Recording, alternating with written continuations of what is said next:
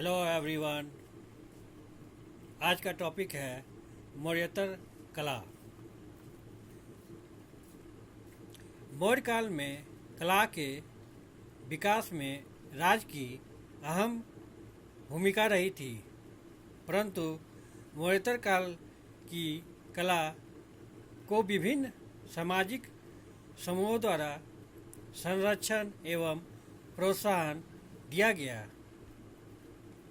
अब यह केवल राज के अधीनस्थ ही नहीं रही, नवीन सामाजिक समूहों द्वारा कला को प्रोत्साहन देने का एक परिणाम हुआ कि इसका विस्तार भारत एवं भारत से बाहर भी हुआ।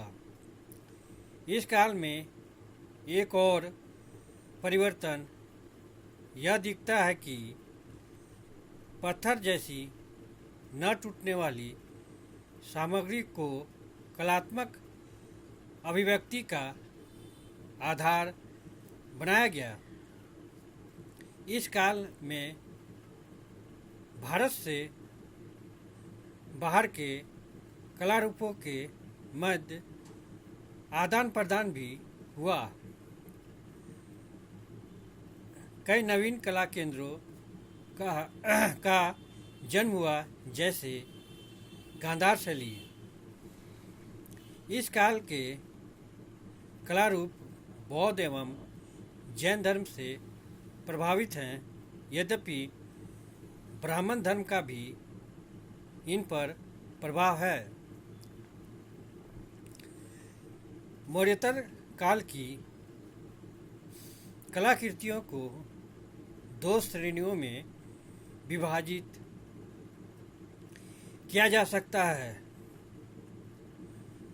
वास्तुकला एवं मूर्तिकला। इस युग की कला के विकास पर धनाढ्य सौदागरों, संघों और राजाओं ने अपार धन खर्च किए।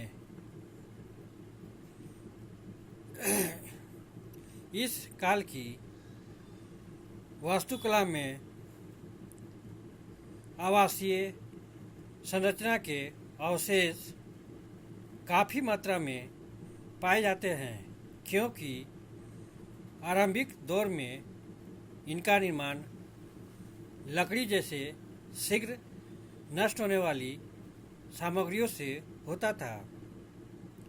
उसी तरह उत्खनन से इस काल के मंदिर की संरचना का अपर्याप्त ब्यौरा ही प्राप्त हुआ है। वस्तुतः मंदिरों का निर्माण और पूजा के लिए देवताओं की स्थापना जैसी गतिविधियां बाद के वर्षों में आरंभ हुई। मुख्यतः बौद्ध स्तूपों एवं गुफा मंदिरों के रूप में इस युग के कलात्मक अवशेष आज भी मौजूद हैं। महत्वपूर्ण व्यक्तियों के अवशेषों को मिट्टी में दबाकर सुरक्षित रखने की प्रथा इस काल में प्रचलित हुई। बौद्ध कला ने इस प्रथा को अपनाया और इस प्रकार के पुनीत स्थलों के ऊपर बनी इमारतों को स्तूप कहा गया। स्तूपों का आकार कटोरे या अर्धवृत्ताकार गुंबद जैसा होता था। इसका ऊपरी हिस्सा समतल होता था, जिसे हर्मिक या ईश्वर का आवास माना जाता था। यहीं पर बुद्ध या किसी अन्य धार्मिक व्यक्ति के अवशेष सोने या चांदी के डिब्बे में रखे जाते थे। मध्य में लकड़ी का एक खंभा लगा होता था, जिसका निचला हिस्सा स्तूप के ऊपरी हिस्से से जुड़ा होता था। इस खंभे के ऊपर 3 छतरियां लगी होती थी जो सम्मान, श्रद्धा और उदारता का प्रतीक मानी जाती थी। इस काल के स्तूपों में सांची का स्तूप बहुत ही महत्वपूर्ण है। इसमें 3 स्तूप बने हैं। तीनों स्तूपों के लिए अलग अलग प्रवेश द्वार हैं, पर इनमें सर्वाधिक महत्वपूर्ण महीन स्तूप है जिसका निर्माण अशोक के शासनकाल में हुआ था। 150 ईस्वी पूर्व में शुंग शासन काल में इसका आकार दुगुना कर दिया गया। रेलिंगों से घिरे हुए जो पुराने स्तूप थे उनमें से भरूच का एक सबसे पुराना स्तूप बचा हुआ है जिसका निर्माण 2री शताब्दी ईसा पूर्व में हुआ था। उसी तरह अमरावती का स्तूप सांची के स्तूप से भी बड़ा है और काफ़ी आकर्षक है। यह स्तूप सफ़ेद संगमरमर से बना है। नागार्जुन कोंड का स्तूप उत्तर भारत के स्तूपों से थोड़ा भिन्न है। यहाँ केंद्र में और बाहर की तरफ 2 वृत्ताकार दीवारें थीं। इस स्तूप के महत्व का कारण इसकी सुंदर रेलिंग है जिस पर बुद्ध के जीवन से संबंधित कथाएं वर्णित हैं।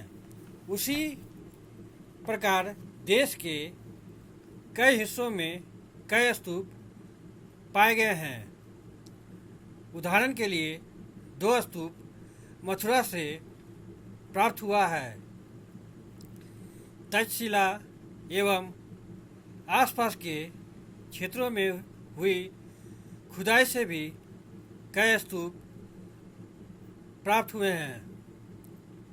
इस काल में स्तूप कला की एक विशेष शैली का विकास हुआ। स्तूपों और रेलिंगों से घिरे हुए अनेक द्वारों के अतिरिक्त उस काल के प्रमुख पुरातात्विक अवशेषों में गुफा मंदिर आते हैं जिनकी शुरुआत अशोक के शासनकाल में हुई थी। शिलाखंड काटकर गुफाओं का निर्माण किया जाता था और उनका उपयोग मठों, मंदिरों अथवा भिक्षुओं के आवासों के रूप में किया जाता था। पश्चिमी दक्कन में सातवाहनों और उनके उत्तराधिकारियों की देखरेख में बड़ी एवं सुप्रसिद्ध गुफाएं खुदवाई गई, जिनमें से पूना के निकट भुज की भाजे की गुफाएं सबसे पुरानी है। इस काल के अधिकांश चैत्य और बिहार, पश्चिमी और पूर्वी क्षेत्रों में बनाए गए थे। पश्चिमी भारत में से भाजे, काले, कोंडन, नासिक, चिठाल्डो, अजंता और कनेरी में स्थित है। इसी प्रकार पूर्वी भारत में इस दृष्टि से उदयगिरी उल्लेखनीय है। भव्य और आकर्षक गुफा स्थापत्य कला के सर्वोत्तम नमूने के रूप में कार्ले की गुफा है, जिसका निर्माण ईस्वी सन के प्रारंभ में हुआ था। कार्ले गुफा का प्रवेश मार्ग आयताकार है जो चैत्य हॉल की ओर चला गया। यह सभा कक्ष भी आयताकार है। इसे ठोस शिलाखंड के रूप में 124 फीट गहरा काटकर बनाया गया है। इसके छोर पर एक अर्धवृत्ताकार लघु स्तूप है। पहाड़ को काटकर बनाया गया गुफा मंदिरों के अत्यंत भव्य एवं चित्ताकर्षक रूप में अजंता एवं अलोरा में देखे जा सकते हैं, जहाँ की कुछ गुफाएं इसी युग की है। इस युग के भित्ति चित्रों के नमूनों के रूप में अब एकमात्र अजंता में चैत्य कक्ष में विद्वान चित्रों को प्रस्तुत किया जा सकता है, जो दूसरी शताब्दी ईसा पूर्व के माने जाते हैं। जैनियों ने भी गुफा मंदिर बनवाए थे, लेकिन वे बौद्धों के गुफा मंदिरों की भांति अलंकृत नहीं थे। इस काल में मूर्ति कला की भी अद्वितीय प्रगति हुई। भारत की 3 मुख्य शैलियों यथा गांधार शैली, मथुरा शैली और अमरावती शैली का विकास इसी काल में हुआ। ये सभी शैलियाँ अपने अपने दृष्टिकोण से उत्कृष्ट थी और भारतीय शिल्पकला में इन सभी को श्रेष्ठ स्थान प्रदान किया गया है।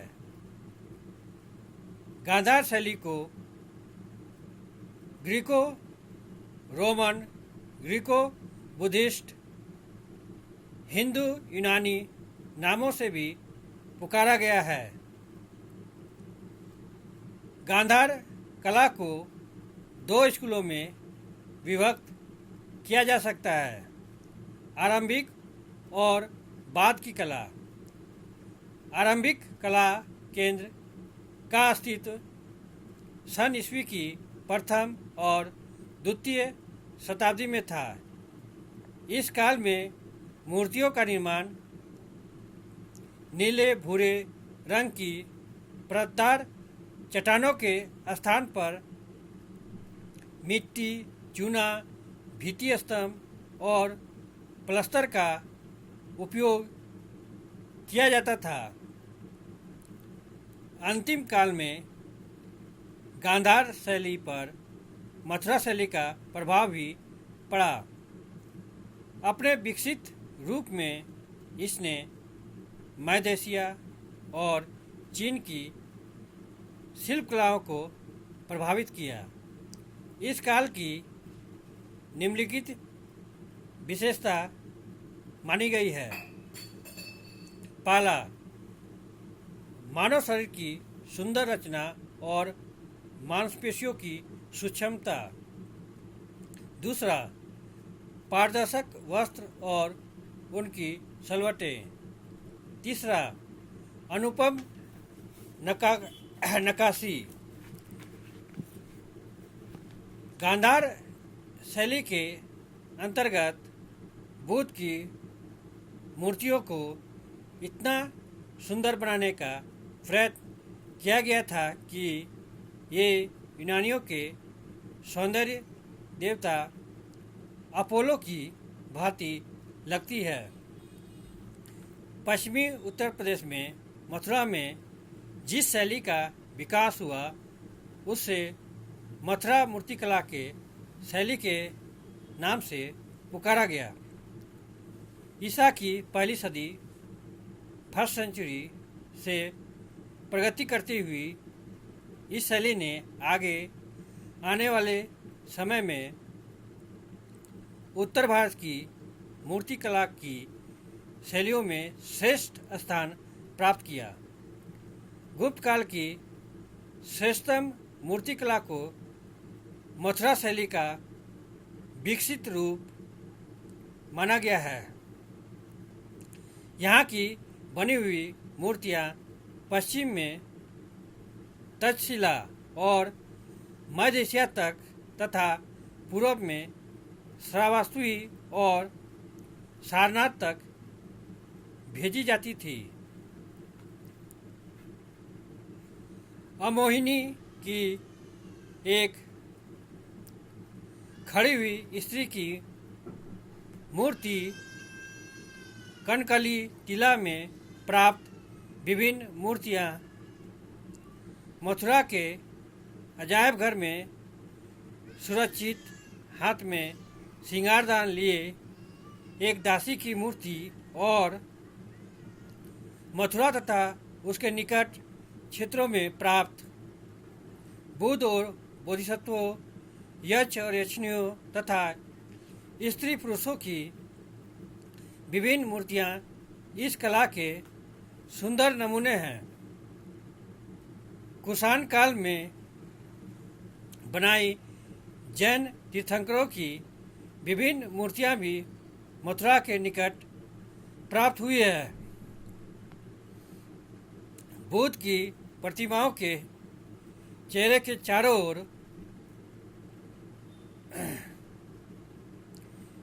दिव्य प्रकाश का चक्र द्वारा प्रदर्शित करने का प्रयत्न मथुरा शैली के अंतर्गत ही प्रारंभ हुआ। इस प्रकार मथुरा शैली ने भाव, भावना और शारीरिक सौंदर्य सभी को प्रदर्शित करना शुरू किया, जिसके कारण कला धार्मिक विचार और शारीरिक सुख दोनों की अभिव्यक्ति का साधन बन सकी। मथुरा शैली की एक मुख्य विशेषता फतेहपुर सीकरी के निकट प्राप्त लाल पत्थर का प्रयोग था। प्रायः सभी मूर्तियाँ लाल रंग के पत्थर से बनाई गई थी। कृष्णा और गोदावरी नदी के मुहाने पर अमरावती तथा गुंटूर जिले में अमरावती मूर्तिकला शैली का विकास हुआ। अमरावती शैली भरूच, गया और सांची तथा बाद में गुप्त और पल्लव कला को जोड़ने वाली कड़ी है। यहाँ धर्म, त्याग, निर्माण आदि की भावना प्रमुख नहीं है, अपितु कलाकारों ने कला के लिए आदर्श को अपनाया है। हाव भाव और शारीरिक सौंदर्य की दृष्टि से ये मूर्तियाँ समकालीन सभी मूर्तियों से श्रेष्ठ मानी जा सकती है। अमरावती शैली की मुख्य विशेषता मूर्तियों के निर्माण में सफ़ेद संगमरमर का प्रयोग था।